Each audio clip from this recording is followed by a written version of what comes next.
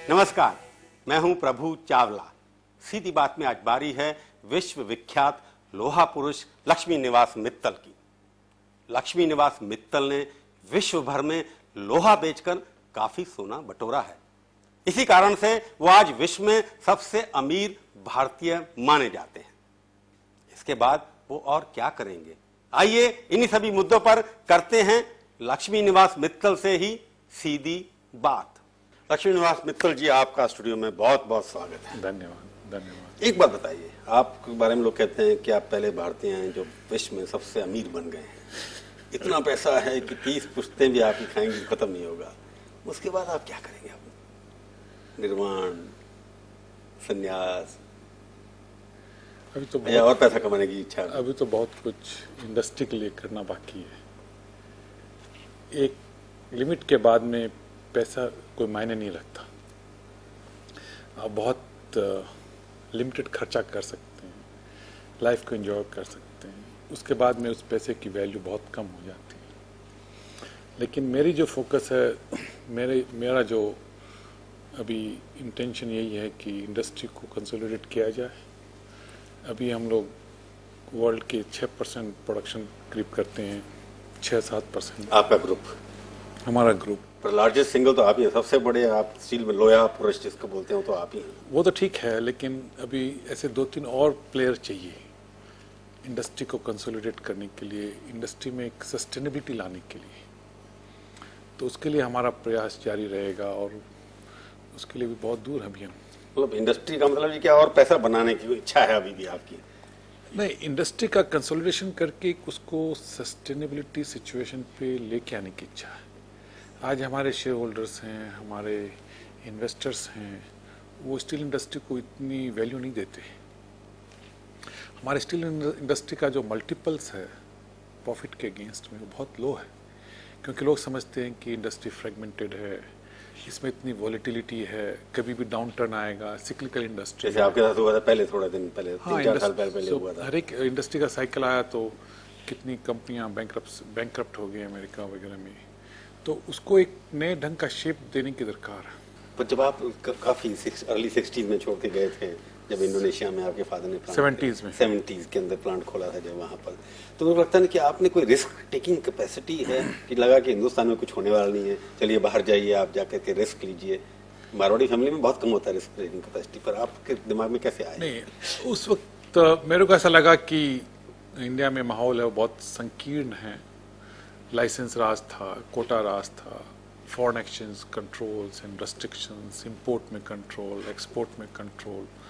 और जब मैं इंडोनेशिया गया तो वहाँ लगा कि ये माहौल बहुत फ्री है। वहाँ पे आप कोई भी चीज़ इंपोर्ट कर सकते हैं, एक्सपोर्ट कर सकते हैं, मैन्युफैक्चर कर सकते हैं, and that's a growing market. पर आप भी उस तरह के इंडस्ट्रियल फैमिलीज में थे जिसमें माँ बाप ने दिया आपको, अपने आप तो अब आपने क्रिएट किया। तो लगता नहीं अगर आपके पास वो सब नहीं होता, रिस्क टेकिंग कैपेसिटी जो आपकी जोखिम लेने की कैपेसिटी है वो कम नहीं होती कि आपके पिताजी का आशीर्वाद था जो उन्होंने खर्च किया, उसके बाद लक्ष्मी निवास मित्तल ने कुछ आगे बढ़ाया। पर रिस्क टेकिंग कैपेसिटी जो आपकी थी, तो अगर माँ बाप उतने नहीं आपको मदद करते तो शायद आपके साथ ये नहीं होता जो आज बन गया। आप सही बात बोल रहे हैं। अगर मेरे पिताजी ने मेरे को नहीं बोला था कि जाके इंडोनेशिया जाओ और वहाँ पे देखो क्या कर सकते हो, अगर वो प्रोजेक्ट तुमको नहीं समझ में आया तो उसको बंद करो, समझ में आया तो आगे बढ़ाओ, तो मैं जब वहाँ गया तो देखा कि उस प्रोजेक्ट को आगे बढ़ाने में रिस्क भी है और रिवॉर्ड भी है। तो मैं तो आई वॉज 26 साल का था, तो आई टुक दैट रिस्क। और फिर उसके अलावा वहाँ फ्रीडम थी, ग्रोथ था, नया एनवायरनमेंट था, नया चैलेंज था। एक बार बताइए, यहाँ जो आप पहुँचे जिस जगह पर आप, उसको वहाँ पहुँचने के लिए आपने क्या क्या किया? 2-3 चीज़ें ऐसी बताइए कि आपने ये मान के चले कि मैं ये करूँगा और ये नहीं करूँगा, ये किया इसलिए मैं आज सक्सेसफुल हूँ, सबसे ज़्यादा लार्जेस्ट स्टील प्रोड्यूसर वर्ल्ड का हूँ। देखिए, हर एक समय समय पे नया मोड़ आया। सबसे पहला मोड़ आया जब मैं इंडोनेशिया छुट्टी मनाने गया था और वहाँ लगा कि बिजनेस करना चाहिए, और मैंने अपनी छुट्टियाँ छोड़ के भूल गया छुट्टियाँ और वहीं पे जम गया और उस काम को आगे बढ़ाया। तो सबसे पहला वो मोड़ था मेरी ज़िंदगी में कि मैं छुट्टी मनाने के लिए इंडोनेशिया गया और वहाँ पे इंडोनेशिया के बाद मेरे को हांगकांग जाने का था, टोक्यो जाने का था, वो सब भूल के वहीं पे जम गया, उस काम को आगे बढ़ाया। छुट्टी को छोड़ के पैसा कमाना शुरू किया बिजनेस बढ़ाने के। तो वो एक नया मोड़। उसके बाद में मैं ट्रिनिडाड गया तो वहाँ पैसा नहीं था, तो कंपनी को मैनेजमेंट कम ऑप्शन पे लिया, बाई ऑप्शन पे। तो वो एक नया मोड़ आया, वहाँ पे बहुत तकलीफें आई, अखबारों में आया कि an unknown Indian has come two by the largest steel company in that part of the world. तो बहुत तरह के चैलेंजेस आए, उन चैलेंजेस को फेस किया, सक्सेस हुई, तो एक नया मोड़ मिला मैक्सिको में। तो हर एक जिंदगी में हर एक अनुभव, हर एक एक्सपीरियंस, हर एक सक्सेस के बाद में एक नया मोड़ आता है और नई तरह की चुनौती आती है और नए तरह के गोल पोस्ट क्रिएट होते हैं।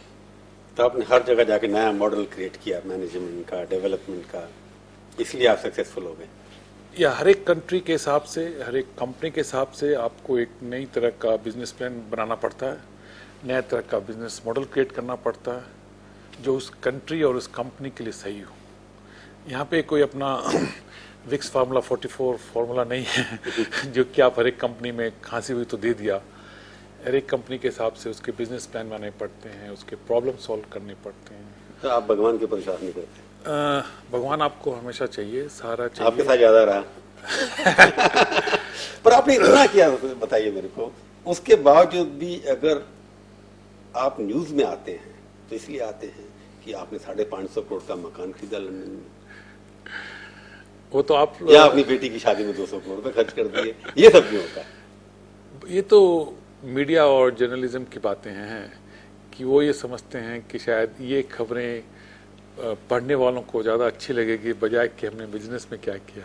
नहीं, आपको लगता नहीं कि जो एक मेंटेलिटी होती है कि हम अमीर हैं तो इसलिए सबसे बड़ा महंगा काम हमने घर जो है हमने खरीदना है, ये भी दिखाने के, आप दिखावे में विश्वास करते हैं क्या? ये तो आप देखिए ना कि इंडस्ट्रियलिस्ट लोगों को उतना रिस्पेक्ट नहीं मिलती और वो उतने ग्लैमरस नहीं हैं जितने कि फिल्म इंडस्ट्री में हैं या नेता लोग हैं।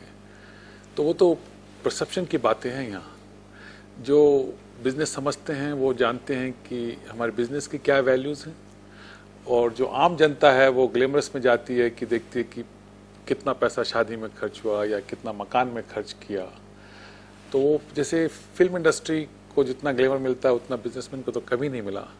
तो ये सब जो बातें हैं वो एक ग्लैमर की बातें हैं जो आप भी ग्लैमर में विश्वास करते हैं? मैं नहीं विश्वास करता, मीडिया विश्वास करती है कि ताकि उनके रीडर्स को कुछ मसाला मिले पढ़ने के लिए। नहीं, मैं आपके पास अच्छा है, एम्स्टर्डम में घर था, मैंने आपके घर में खाना खाया है पत्नी के साथ। उस घर को छोड़ के 550 करोड़ का घर खरीदने के पीछे फिलॉसफी क्या है? क्या दिखाना चाहते थे कि मैंने इतना बड़ा खरीदा? नहीं, पहले तो मेरे को मालूम नहीं था कि ये सबसे एक्सपेंसिव घर होगा। नहीं, घर मेरे को 550 करोड़ का नहीं होगा तो 500 का होगा। ये घर अच्छा लगा हमको, ये घर अच्छा लगा और मेरे को अच्छा लगा, मेरी वाइफ को अच्छा लगा, बच्चों को अच्छा लगा। मतलब जो चीज आपको अच्छी लगी तो आपने उसको पसंद किया और खरीद लिया, इसके पीछे कुछ और कारण नहीं था? इसके पीछे और कुछ कारण नहीं है। बाकी भी आप काफी खर्चे वर्चे करते रहते हैं, मैं उससे पूछूंगा आपके बारे में ज्यादा एक छोटे से ब्रेक के बाद। सीधी बात में आपका एक बार फिर से स्वागत है। आज हम बातचीत कर रहे हैं विश्व विख्यात उद्योगपति लक्ष्मी निवास मित्तल से।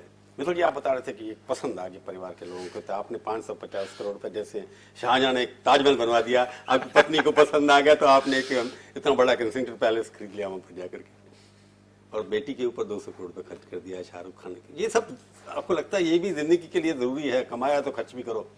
देखिए, ये सब बहुत इम्पोर्टेंट इवेंट्स हैं और ये बहुत इम्पोर्टेंट डिसीजंस हैं फैमिली के लिए। बच्चे की शादी बार बार नहीं होती, वो एक सबसे इम्पोर्टेंट इवेंट है, और आप अपने लाड प्यार में बच्चे और बच्चों की शादी के लिए जितना अच्छा कर सकते हैं within your capacity, one likes to do it.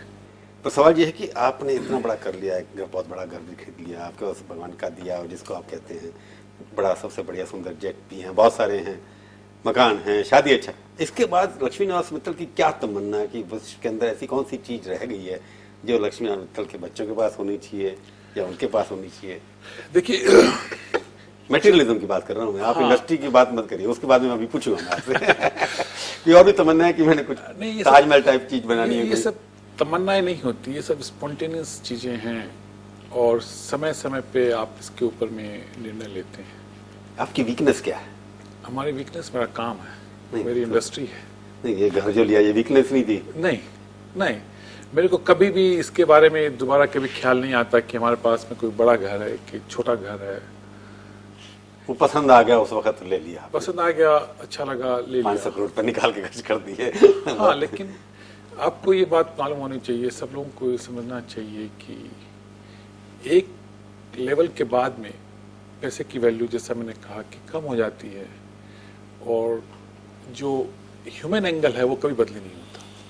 भारतीय को भारत में आने के लिए कितना टाइम लगेगा? नहीं, ये कहना बहुत, भारतीय को भारत में आने के लिए पैसा लगाने के लिए डिपेंड, वैसे तो आप बहुत आते हैं। डिपेंड, अगर मेरा स्पेसिफिक प्रश्न है, मेरे ऊपर, आपके ऊपर है तो आपके ऊपर है। ऐसे सुना है, जैसे ही हम स्टडी करेंगे हमें लगेगा कि यहाँ पे हम बिजनेस सक्सेसफुल लगा सकते हैं, चला सकते हैं, कर सकते हैं, तो हम करेंगे। आपको ऐसा क्या लगता है कि ऐसी दो चीजें क्या होनी चाहिए भारत के अंदर जो आपको, लक्ष्मी निवास मित्तल को फोर्स कर देंगे कि आप यहाँ पर $5 बिलियन यानी कि 20,000 करोड़ रुपए यहाँ लगा देंगे? नहीं, इसमें अभी काम हो रहा है, मैं खाली इतना ही कहना चाहूंगा। मुझे इंडियन की कंडीशन कह रहा हूँ मैं, इतना कि कितना लगा देंगे, मैं कह रहा हूँ काम हो रहा है, ऐसा लगता है कि ये दो चीजें हो जाएंगी तो मैं कर दूंगा। नहीं, ये स्टील इंडस्ट्री के लिए बहुत डिफिकल्ट है कि आप सिर्फ बोलें कि हमको दो चीजें कर दो और मैं बिजनेस लगा जाऊंगा। It's major investments and you have to know all the different parameters of establishing a business. आप, मैं इसलिए पूछ रहा हूँ क्योंकि कैपेसिटी कितनी है लोगों के, आपकी नेटवर्थ क्या है कंपनी की, या आपकी इंडिविजुअल गैस है? अगर आप सच बोलना चाहें मेरे सामने, क्योंकि तो लिस्टेड कंपनीज हैं, आप तो उसमें छिपा नहीं सकते कुछ, तो कितनी वर्थ है आप, कितने हजार करोड़, कितने लाख करोड़ के आप आदमी हैं? इससे हमारे बिजनेस पे तो कुछ फर्क पड़ने वाला, जो हमको बिजनेस में ग्रोथ करना है वो कंपनियां करेंगी। हाँ, नहीं इसमें डिक्लेयर्ड है ना आपका तो अर्थ। हाँ, हमारी तो मार्केट कैपिटलाइजेशन आपकी अपनी वर्थ कितनी है? नहीं, मार्केट कैपिटलाइजेशन कंपनी का करीब 26-28 बिलियन डॉलर है। 28 बिलियन डॉलर का मतलब हुआ कि कितना? 10,000 करोड़ से ज्यादा, 1 लाख करोड़, 1 लाख करोड़ रुपए की वर्थ है आपकी मार्केट कैपिटलाइजेशन आपकी कल की तारीख में। ये तो आपकी लिस्टेड कंपनी की है, जो आपकी प्राइवेट है उसकी अलग से होगी। नहीं, प्राइवेट कंपनी तो अभी हमने मिक्स मर्ज कर दी सब लिस्टेड कंपनी के साथ में। तो आज की तारीख में आपके पास कोई प्राइवेट कंपनी है?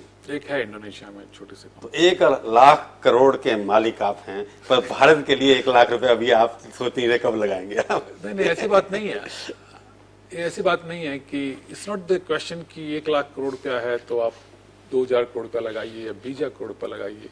वो हम लोगों के लिए छोटा सवाल है कि अगर हमें 20,000 करोड़ रुपया लगाने का है किसी प्रोजेक्ट में तो हम लगाएंगे। तो मतलब आपका यह है कि आप सारे विश्व में रिस्क लेंगे पर भारत के अंदर रिस्क नहीं लेंगे अभी? नहीं, ऐसी बात भारत में भी रिस्क का सवाल नहीं है। जैसे हम लोगों ने जो ग्रोथ की वो बहुत प्राइवेटाइजेशन में की। अगर मान लीजिए कल sail authority of India limited, steel authority of India limited अगर प्राइवेटाइजेशन के लिए गवर्नमेंट अनाउंस करे या अलायंस के लिए करे या कोई तरह की पार्टनरशिप के लिए करे तो हम लोगों को उसमें बहुत इंटरेस्ट होगा, क्योंकि हम समझते हैं कि ऐसे में अपने बहुत वैल्यू ऐड कर सकते हैं। मतलब अभी आप सोच रहे हैं और सोचते रहेंगे कब आएंगे पैसा लेकर के, आपकी तिजोरी में से कब निकलेगा, तब तक हम इंतजार करेंगे। आप हमारे स्टूडियो में आए, बहुत बहुत धन्यवाद। तो ये थी आज की मुलाकात। सीधी बात का ये कार्यक्रम आपको कैसा लगा? आप अपनी राय हमें ईमेल के जरिए भी भेज सकते हैं। हमारा ईमेल का पता है sb@aajtak.com। अगले हफ्ते आएगी बारी एक और हस्ती की। इंतजार कीजिए तब तक और देखते रहिए आज तक।